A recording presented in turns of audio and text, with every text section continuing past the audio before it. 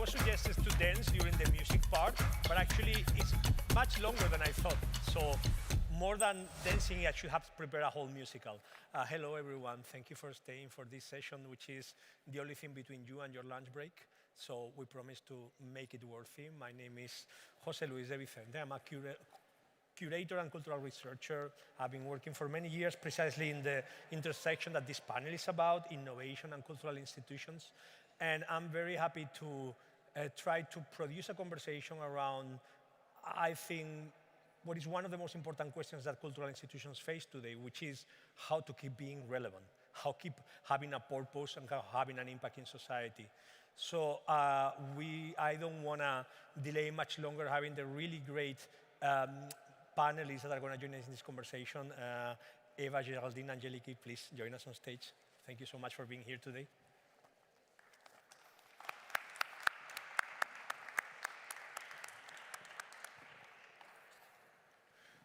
So the first word in the title of this panel is a very dear word to anyone working in this space. And I would say that if you have been working in the arts, in culture, in technology, or in design in the 21st century, in the last 26 years, is one of the words that you have used more and heard more. Of course, it's openness. And I would say that open sits at the center of what have been two big movements and two intellectual revolutions of the 21st century. The one was the movement that, in a way, and very much booming in the late 90s, early 2000s, proclaimed that knowledge should be open, that is accessible to everyone, interoperable, that can be integrated through multiple technologies, that it should be manageable. So the open source revolution kickstarted a series of very key movements throughout the last 20 years, from open data to open knowledge, open access. And this had a huge impact in our sector, the GLAM sector. I always love using that word, GLAM, galleries, libraries, archives, and museums, who really much tried to reimagine their function towards this idea, like preserving the heritage that they had to steward, but making it accessible and making it, in a way, compliant with the principles of the open revolution. But in the last, I would say, 10, 15 years, there has been like another narrative around openness rising, which is the one that relates open to meanings like inclusive, accessible, open-reaching, and that is very much connected to another, I would say, intellectual revolution, that of cultural rights, the idea that actually that citizens of any nation, and citizens in our case of our union, have a right to culture, which means a right to access, a right to be included within its mission. And we have many movements that are today trying to proclaim this idea of cultural rights and see it at the center.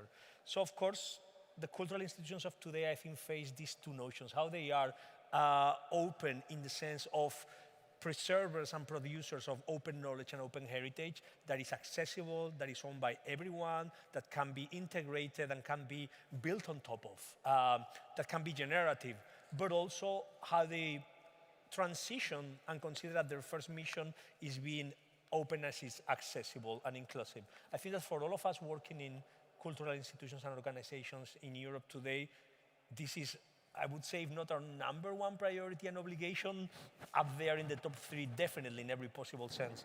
So as we are in a way in the middle of a historical transition, the one that, to sum it up very simply and very basically, considers that cultural institutions are and heritage-based institutions like museums, spaces that preserve memory and identity, to understanding that they are also and mostly laboratories for the future. This is the places in which society can imagine new ways of being together, of thinking and caring about each other. That this idea that we have created these incredible spaces in which we can gather to also imagine other ways of living. We need to think today about how do we exist in this transition. So we are very happy to have with us like three really great voices from our community operating in different dimensions. And the first of them, which I wanted to give first and foremost because she is our host today, of course, is Geraldine. Geraldine David is the General Director of the Royal Museum of Art and History in Brussels, which is, for the second edition, being the house of the European Bauhaus Festival. She's an economist and an art historian. And her actual mandate as a very, very young director, and actually the first one that was non-interim for a very long time, actually is spearheading a very big process that goes from here until 2030, the next 4 years, when the Cinquantenaire 2030, which is the redevelopment of Belgium's bicentenary mission, also has a very important role to redimension and reimagine what an institution like this one is today and how it serves citizenship. So thanks, Geraldine, first of all, for having us and hosting us. And I would love for you to kind of like situate your vision and your view and that of this institution in this new paradigm of what institutions can be today and how can they think from this position of openness. Well, thank you, José Luis. Thank you to the NEB. It's the second time, actually, that the museum hosts the New European Bauhaus Festival. And of course, we are extremely happy to have the festival in between these walls. It's also very significant that the festival chose to be hosted in a historical building. Of course, we are located very close to the Commission, but still, as a symbol, I think it's very important. Just a few words about the walls and the museum around you. So the Museums of Art and History is actually one of the oldest in this country. It was founded in 1835 in the spirit of the large 19th century European museum, you know, with a very encyclopedical ambition to have a very large collection that would cover the whole world's human creative history. And it's been here on the Cinquantenaire, the Parc du Cinquantenaire, since the late 19th century. We have a collection of more than 300,000 artifacts covering 10,000 years of human creativity, from the prehistory to the antiquity, to a very large collection of pre-Columbian art, Asian art, and then we also have a very significant collection of European decorative arts. What I first want to say is that, of course, the points and the dimensions, the two dimensions that JL mentioned, so the open science part, as well as the openness, the inclusivity side of openness are very, of course, relevant to us. But we really do think here that cultural institutions should not become more open despite of their heritage mission, but precisely because of it. So, of course, our first mission, and you know, museums as this one, were historically temples of knowledge, very closed on themselves, producing knowledge and expertise, that is sure, and that is still part of our mission. But in the future, and now, what also matters is not only what we can produce as knowledge, but also how we can activate it, how we can transmit it, and how we can pass on to the future generations the collection that we preserve. We see openness as three key points, I would say, that maybe we will come back upon later in the conversation. The first one, it's a very basic one, but in a place such as this, it's very important. It's actually physical and architectural openness. I think it's a very European challenge because we have to make coexist the life of precious collections such as the ones that we preserve here in historical buildings that were not designed to be open to the public and to host museal function. Second dimension of openness is, according to me, intellectual and emotional openness. Showing historical collection and historical objects today is not only about what do we know about this object, but also why do they still matter today, why are they still relevant today, why do they still generate emotions to people when they can see it, touch it, or study them. And then third dimension of openness is a programmatic openness. We are not only, you know, a sequence of exhibitions. We do a lot of things here in the museum. We do research. We have a lot of schools coming. We are a place where we create, where we host contemporary art as well. And I think this is also part of the openness mission of the museum. Thank you so much, Geraldine. Geraldine was saying before that she doesn't need the slides because the building is the slides.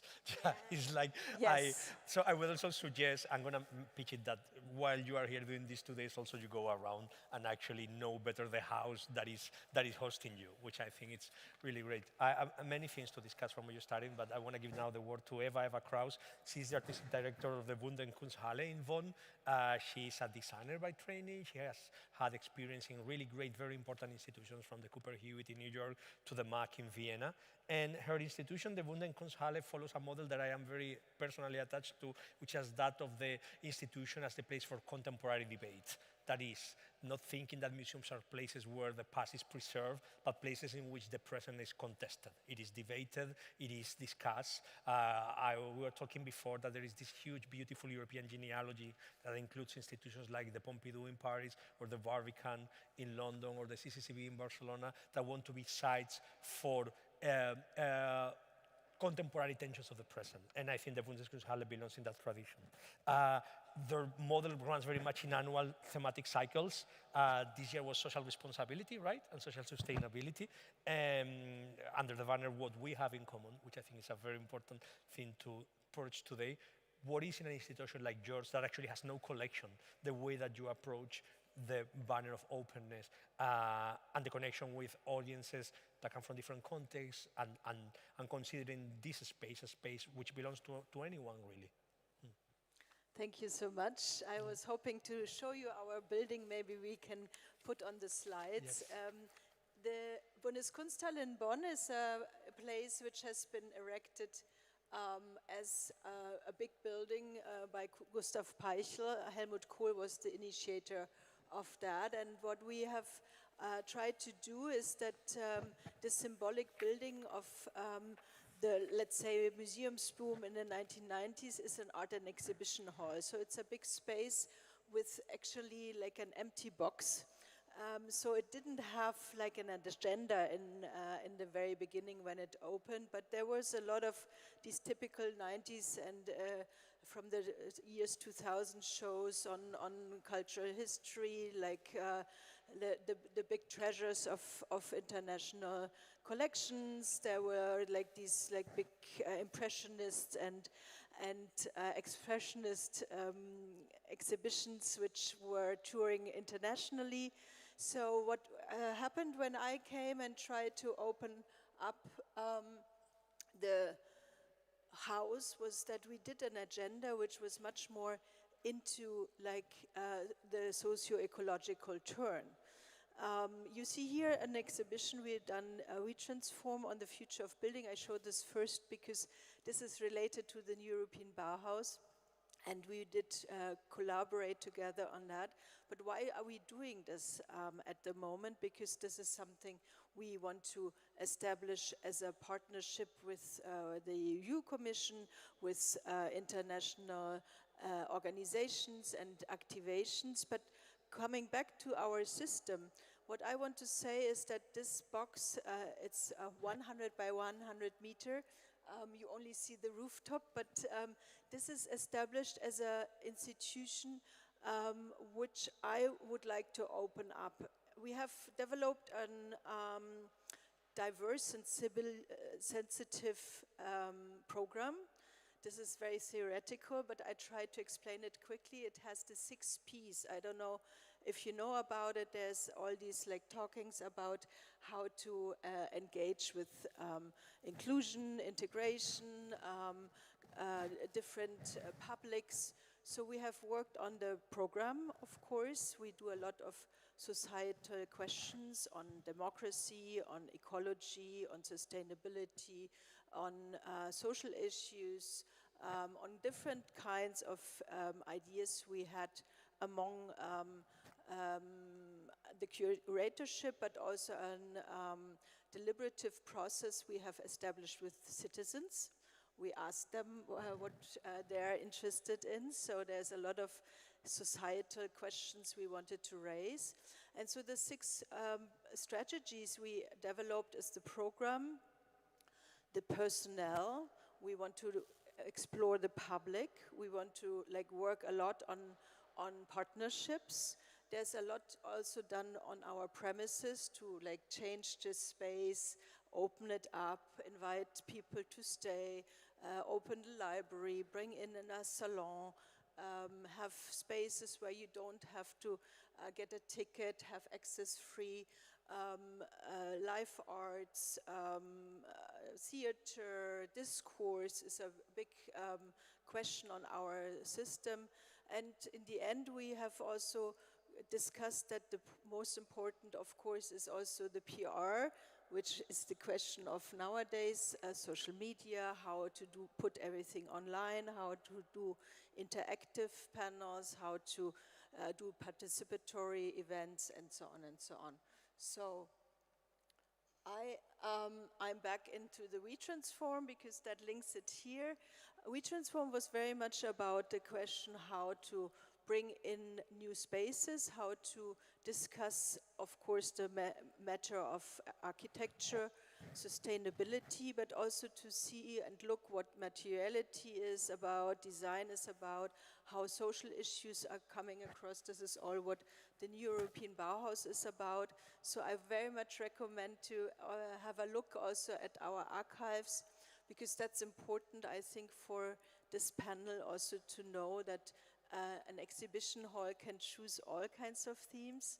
So we don't have collections, we don't have the wonderful heritage of the past, so we try to really kind of reinvent our discussions about the future.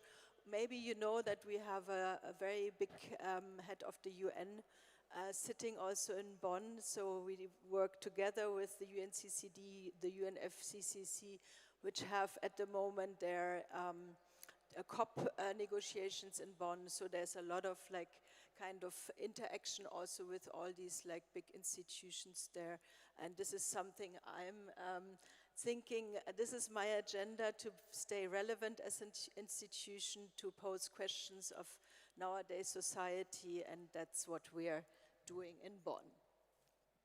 Yeah, that was the last 2 years invitation to the minister. Thank you. Thank you, Eva. And our final panelist is, we are very honored to have with us Vasil Gliki-Kasiniadou, which is the Deputy Minister for Culture of Cyprus. Cyprus has been, I think, until like last week, the sitting presidency of the Commission for the first 6 months. She's someone that we as cultural professionals actually appreciate a lot, which is someone in charge of cultural policy who comes from cultural practice, because we are very used to actually not having that. She's an archaeologist by training in a country in which archaeology, of course, is a very, very, very important cultural legacy. Your specialty, if I'm not wrong, is archaeometallurgy, yes, like the history of metals and the past history of the technologies of metals, which I think it's, of course, something very interesting to see at the center. And she has directed the Archaeological Research Unit in Cyprus, among many other positions. I would actually, from this perspective, having ended up this semester, would love to take your view also of the moment in which Europe is now regarding its cultural policy vision around these questions, and how do we reimagine like the future, not only of our institutions, but culture as a force for social, economic, and technological change today. Thank you very much. Actually, our presidency still has 2 weeks to go. 2 weeks to go. We had a very successful presidency in terms of policy. We managed to reach the partial general approach for Agora EU, which is the funding program that will, for the next 6 years, fund culture, media, and civic society. So we're very pleased that this actually was completed. And also, even perhaps more important, is the joint declaration on the Culture Compass, so the idea of Europe for Culture, Culture for Europe, which will be signed, was agreed and will be signed by the 3 institutions of the European Union, so the Commission, the Parliament, and the Council. This will be signed next week by President von der Leyen, President Metsola, and President Christodoulidis, our president, as part of the council. So Cyprus presidency has put a large focus on culture. We believe that it's our common roots and our common ground, culture is where we should start on. And of course, the new European Bauhaus is very important and has a lot of common ground between these projects.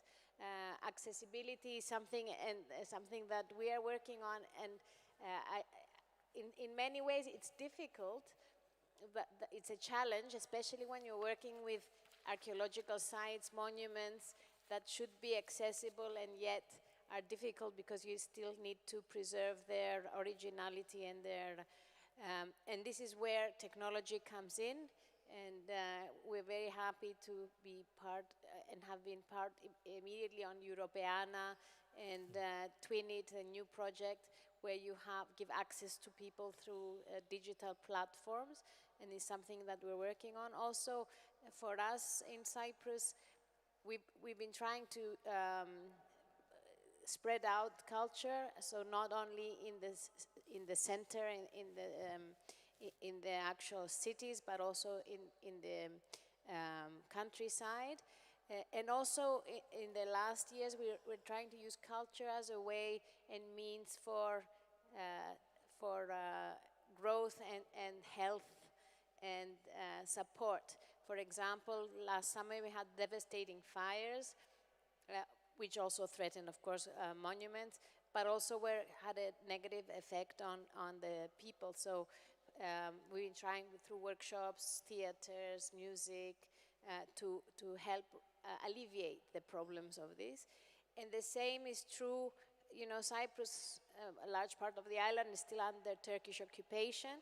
So we have a double role, first of all, to preserve the heritage and memory of the occupied part, and to help the refugees to retain their identity and especially their intangible heritage. So I think culture can be really a tool for all these effects, and I do hope that it will be put on the forefront. Hopefully with our IU, if we have a good funding, and this is the last part that will be discussed at different level. Culture needs a lot of funding, and it can give a lot more back. Thank you. Thank you. I hope we get a chance to talk more about Europe for Culture and Culture for Europe, which I think is like an important banner and what it's going to mean. Also, thanks for mentioning Europeana, because sometimes in these discussions, this is the hill I will die on. We talk a lot about public cultural infrastructure, and we don't talk so much about public cultural digital infrastructure, which I think is absolutely key today. And the Europeana project, which has been the flagship European initiative, I think it's important to keep within these conversations. Thanks for your initial starting points. We're going to have a very open and I hope loose and free conversation now around things that concern us. And I think that would be something that concerning the two sense, that they have to do with what we do, but also that worry us in the sense that we think we have to think about. And I cannot help thinking that for all of us who believe, who have grown in and who preserve the cultural institution as a social institution, as something that is part of society, in probably the part of the world who has the richest, most diverse, and most established public cultural infrastructure in the world. And I always say that, and I want to have that emphasis. Europe is the global leader in public cultural infrastructure, and I think this is something very important to be aware of. The last 10 years have been very transformative, and in some dimensions also very traumatic. Of course, we are still recovering from the impact of the pandemic, which changed many things. We went through an energy shock and a crisis. We know that shipping valuable objects from one place to another in the world today is harder, more expensive, more costly than ever before, to a point that is making many institutions to really rethink what is their actual role, how much they actually be spending into putting things into crates and moving them from one pane or another when the costs in some cases are desorbitant. But also the broader question of social relevance and social impact. What is social relevance today in a world in which the scrolling act seems to have been eating up more and more spaces of society? So the main question always is, how do we stay relevant? And in this how do we stay relevant, what do we preserve, what is core to our mission and thus is valuable and we need to double down on it, and what needs to change, what actually needs to adapt and to kind of like in a way recognize and realize that we live in a different world, to the world of, in many cases in which our institutions were founded, like your institution, of course, is sitting on 200 years of colonial history. Your institution was founded in the 90s, which is a different world to a certain extent. So I wanted to make like a first round around these two things. What to preserve, what to double down, and what to change. What to actually realize that we need to transcend to stay socially relevant and to return to society what society gives us in the form of public funding, of social relevance and social position. Do I start? Of course. Okay.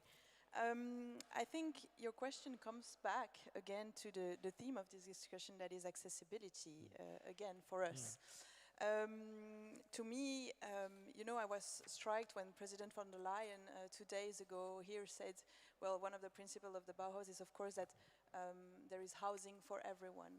And, you know, I think this is also a role of the museum, is to be a house of collective memory. It's to offer a house for everyone, but at a societal level, because museums are places, and especially in those digital times when everything moves fast, where we offer continuity and where precisely we can be safe haven.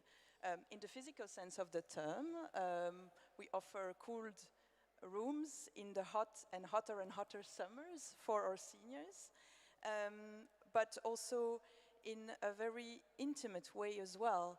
For some people, such as I am, museums are a place of ourselves where we know they will always be there, or at least we hope they will always be there, and we know that we can always come back to them. It's the same thing, I think, for archaeological sites or for exhibition spaces. They are places that are open and that we know we can go back to. I also think that we have to preserve the fact that museums or cultural spaces are places where we can have a shared experience. You can come to a cultural space to see pieces, artifacts, artworks with your friends, with people around you, at the opposite of just scrolling alone on your phone. We still offer an experience that can be collective and that can also be very material. We have to show, and we are still, you know, the tenants of the materiality of our world. And I think this is also what we should, you know, preserve in our mission. And then I think, and especially for an institution like this, we are not only a museum open to the public, but we are also a scientific institution. In that sense, we also, you know, play a role in Europeana. We also respond to open science standards, as you mentioned.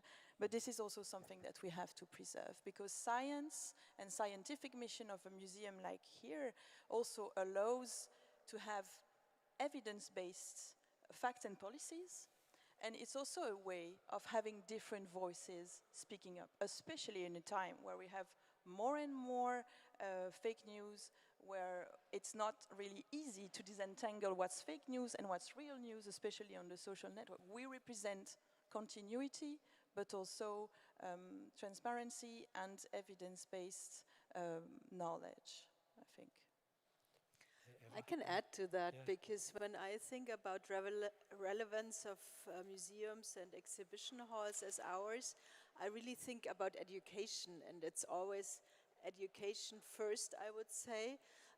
And we think about education that it's like small children doing some artistic workshops and getting the basics of what is culture, but it's not true, because in the end it's all our knowledge production which we want to keep up. And what I mentioned before, what we did is, for example, under the umbrella of the first theme year, we did democracy. There was an exhibition on immigration, which was very important, because still Germany does not correspond to the idea that we are an immigrant city and country. So the second was a big exhibition on Immanuel Kant, and everybody was very happy that you can go to an exhibition where you learn about it. Then we had a lot about feminist voices like Hannah Arendt, Simone de Beauvoir, Susan Sontag. These are all people we all want to learn from again. We had a big year on ecology, which was starting with the question on how to protect land and the earth, I mean the soil, and also about the sea and the water. So these were all arts and science exhibition, but people really like to kind of get into that and understand again what this is all about. This year we do a lot of subjects on social dimensions, on queerness. We have a history of sex work, which is just displayed. And the question is very much how also this lifelong learning and education can happen in an exhibition space, in an institution, how you can raise awareness, put questions on empowerment, how you can learn from each other, from other people. I'm very happy to go and see exhibitions where I don't know so much about, and it takes you half an hour and it will keep in your mind to just jump into a new subject, and it stays with you, I guess, I hope. So in the end, this is what I always claim for, and people tell me always, oh, this is so intellectual, and you have to have been studying before, and I'm like, I'm not sure. And funny enough, I think there's a lot of changes in the exhibition world at the moment that I always say Publikumsbespaßung. It's something like, some fun for the audience. It's not so much about fun anymore, I think. It's all that, it's about interest, about Neugierde, which is being curious, being alert, trying to understand things. This is also why we did the New European Bauhaus, because it was a lot about the question of climate change, resilience, biodiversity, and so on and so on. And honestly, also my board, we are a federal governmental exhibition hall, they asked me, why do you do so difficult themes? And the public tells us that they like it, and that's really important to understand that there's a shift, I think, that you don't just want to see beautiful images. Of course, we all love it, but maybe you also want to learn from the institutions. I would like to go back to what you said about COVID. Actually, some good things came from that horrible experience. Well, for some it was not so bad. We stayed home and enjoyed our family and did our work. Actually, a lot of the museums and cultural institutions became much more accessible because of COVID. A lot of museums made virtual tours, which are still available. And I think this was really a shifting point to how, to openness. And I think this is something that started during that period that still continues. And this openness is very important, especially for countries like Cyprus, an island state, which is quite far, is the easternmost border of Europe. You need to take 2 flights sometimes to get to major European countries or elsewhere.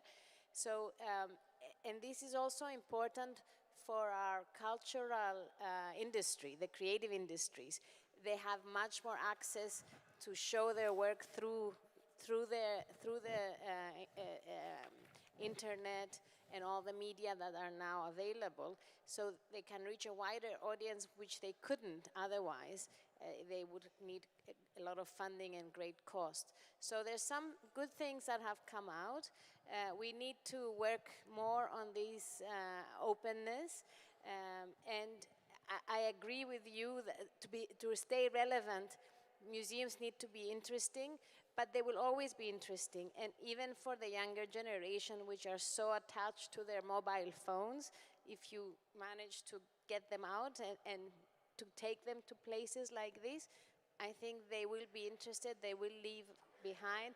Maybe when they go back, they will search for more information. They have so much more, they know so much more how to access information now. We need to make sure that the information is right and not rubbish.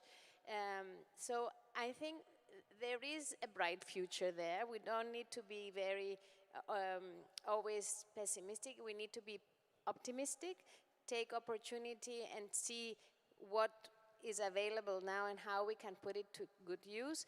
And as you said, museums will always be relevant, always be a safe house, in a way, a place where you can go and relax and spend some time on your own with a wonderful object, which is needed. Sometimes it's needed to have this peace and quiet of mind.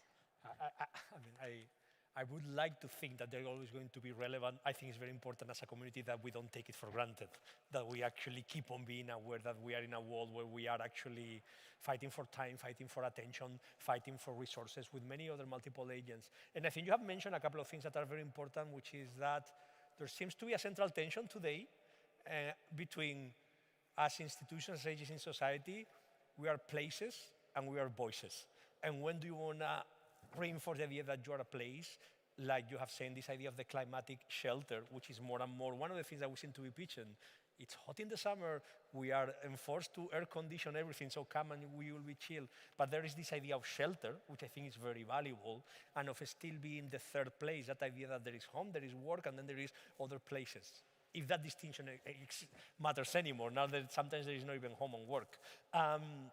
So being a shelter, but also in the ongoing, unstoppable influx of information, the constant fight for attention, the adrenaline-infused, constant, ongoing messages are being thrown on, preserving a importance for role there, like actually like preserving like a function for you. So in this tension of when are you a physical shelter, a hoster of a place that holds people and holds legacies, but also when remembering that you are a voice in that ongoing influence of information. And as you say, I can imagine for citizens of Cyprus, having access to the cultural legacy of the whole of Europe is an incredible potentiality of the digital medium. Do you think your institutions are designed for these two functions? And how do we actually move to be able to fulfill those two functions? Because buildings are hard to preserve, and they're very costly, but attention is also very hard to get, very hard to reach. I know these are not easy questions, but this is what we have today. Yeah. It's a great question, and I think as a museum director, you're always caught on in between these two tensions, in between preserving and, you know, making a collection alive. And as a director of a museum, you have to manage these two tensions. It's a daily trade-off. Are we well equipped for this? That is your question, actually. It's more and more difficult, I think, because we are facing huge challenges. We see the impact of climate changes, for example, here at the museum with global climate change. We have more and more frequent heavy rains in the summer, which have a direct effect on our storage rooms, which impact actually, you know, the materiality of the pieces itself. Of course, we need to find creative solutions to cope with that, but I think there also needs to be a political consciousness that arose for these two tensions. We in Europe, and it's a very European problematic, I think, we have historical buildings, as I said, that host very important collections that allow us to preserve our collective memory or identity. And more we are facing these costs, very costly maintenance of the building, and at the same time, it becomes more and more costly to have collections and to preserve them. There needs to be, I think, a political will to keep that alive and to make our institutions as part of the solution, actually, to climate change, to mental health challenge, because as I said, I think museums as a shelter is very important and relevant. And we have seen it also during the COVID. I mean, as you said, cultural institutions have also been, they were the first to reopen in the public spaces. And they were, at least, well, all around Europe, willing to reopen and to offer also places for discussion at a time where people were just home and afraid of the disease, etc., etc. So we are important economic innovation actors, and we need to, I think, set that on the front stage a bit more. Eva, in your case, in which you don't have a collection, your shelter can be totally invested in another Yeah, sense, no? we have the shelter. We have not only a shelter, we have a fortress. It's like a huge building block. I said 100 by 100 meter. It's like a fortress. It's like a big institution where we thought inside and outside we have to do and attract a lot of people. And of course, inside you have this third place, as we call it, and but also there's since we are not in the center of a big city, but like at the outskirts of a small town, how to kind of bring people in and how to make them also stay. So we have a huge, wonderful rooftop and a lot of, we call this program in the summer, for example, interactions. There's a lot of participatory events going on, but also we have like a huge water pavilion of Jeppe Hein, we have like a slide of Karsten Höller, we have a lot of, let's say, playground installations, artworks which kind of you can play with, you can interact, you can, people love it, kids of course, but also the grandparents. So this is something. We have an open library, we have a reading room where you can access all newspaper, we have a media arts lab where you can watch films for free. There's of course restaurants and cafe and places where you can hang out and see art just in the foyer and in spaces where it's not an exhibition, but we try to really engage on different levels and with different events to kind of make sure that the audience is really kept there for spending time and resting and sitting, and we have a beautiful garden, and all these things are important. We always think this is like the luxury plus, but it's not. It's very, very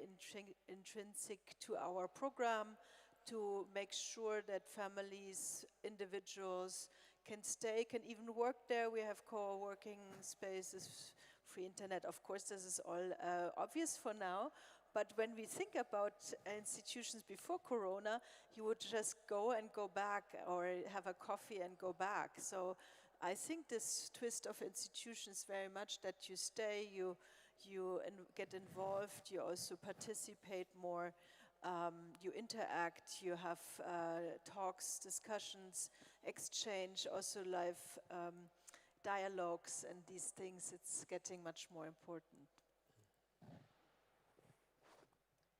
Well,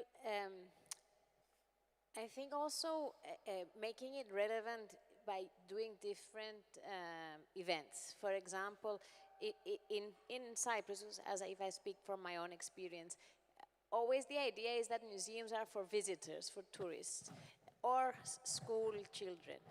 Once you start doing other events, so musical performances, dance performances, even theatrical performances in the museums, you get different people coming for different reasons.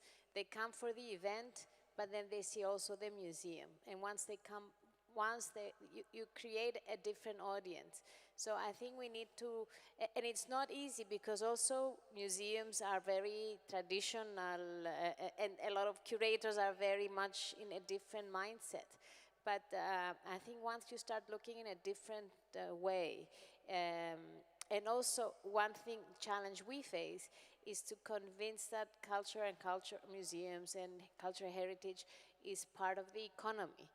And it's true for the whole of Europe. I mean, why do you go to Paris? Why do you go to Barcelona if not to see in Brussels, if not to see the museums, the monuments, the sites in Egypt?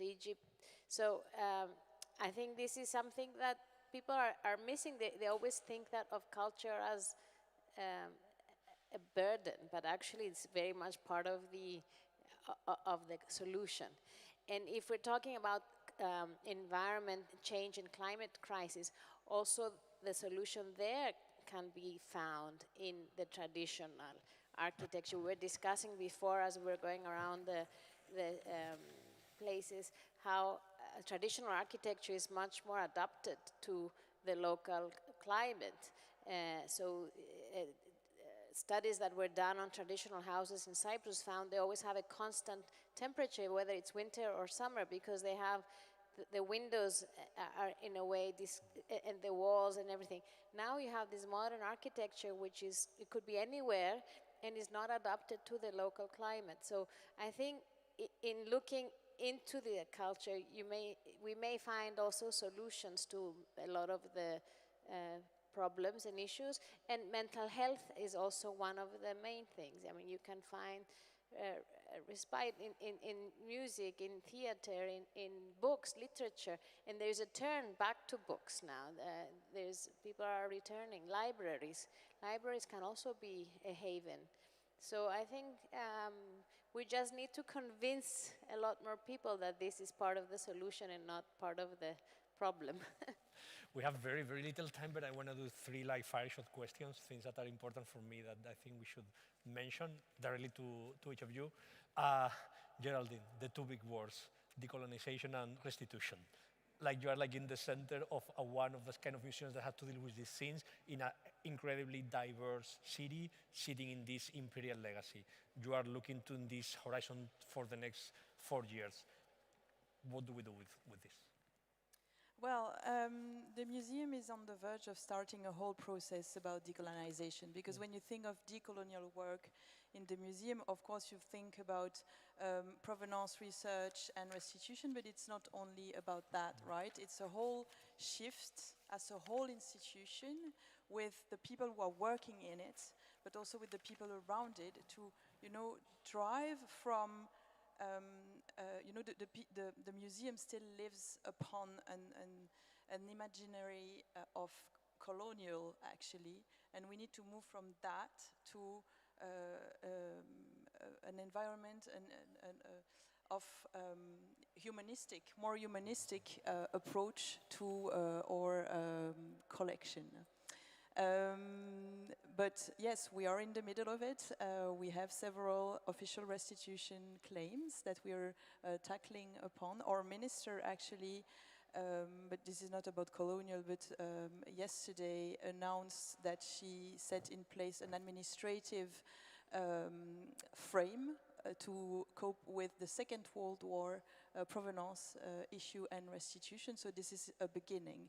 So as a museum, as museums in Belgium, because it's not existing at the moment, we are also demanding parties for, a clearer administrative and juridic frame upon which we will be able to work. I think Belgium, in that matter, has years and years of is a bit not ahead but behind, actually, its neighbors. So yes.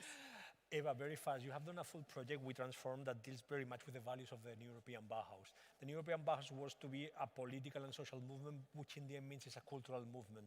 What do you think is our responsibility to translate those values to society, but also this is a big responsibility and a big opportunity. How do we also give culture the political weight that it needs to explain to politicians we are the best way to translating these values into society?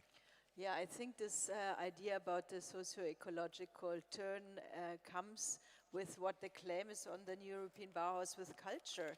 You cannot transform a society without having its culture in mind, using the cultural institutions for it, having the aesthetics not too left behind.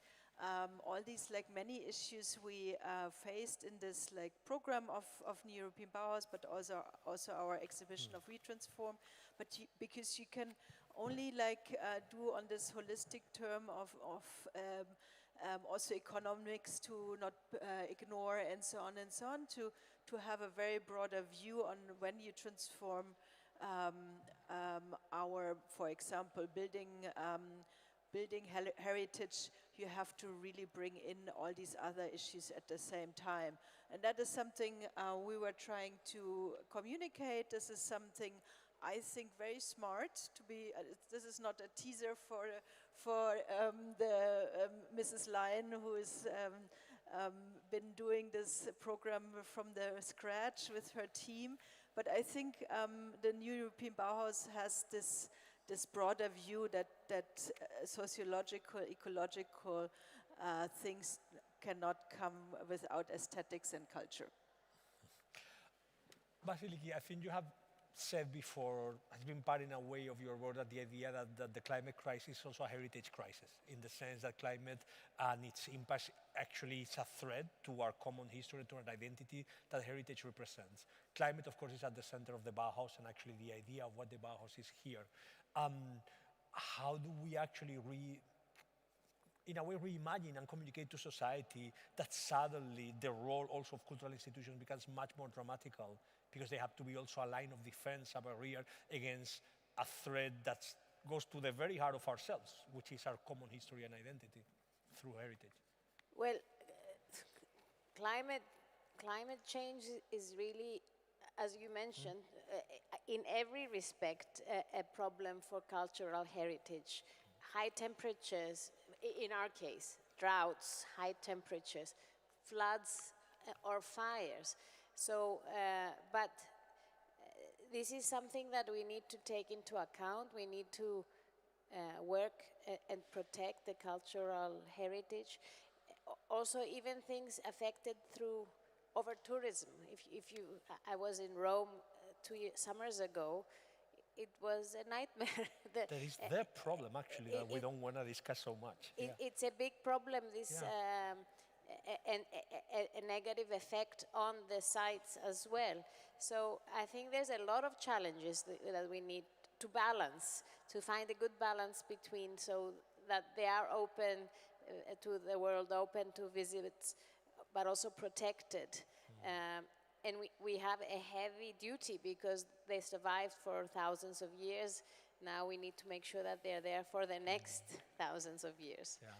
You have introduced there an idea, and I think it's a great point to finish, which is that if the transition also involves the green transition decoupling growth from emissions, the cultural transition is going to imply decoupling the cultural sector from the touristic sector, which is a huge, huge question that I think we are not facing probably strong enough.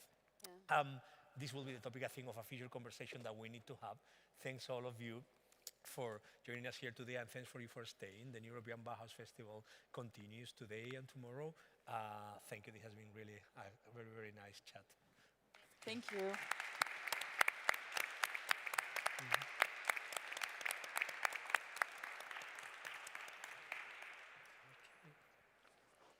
Thank you indeed, José Luis, and of course all the panelists. I will invite you to leave the stage. Thank you.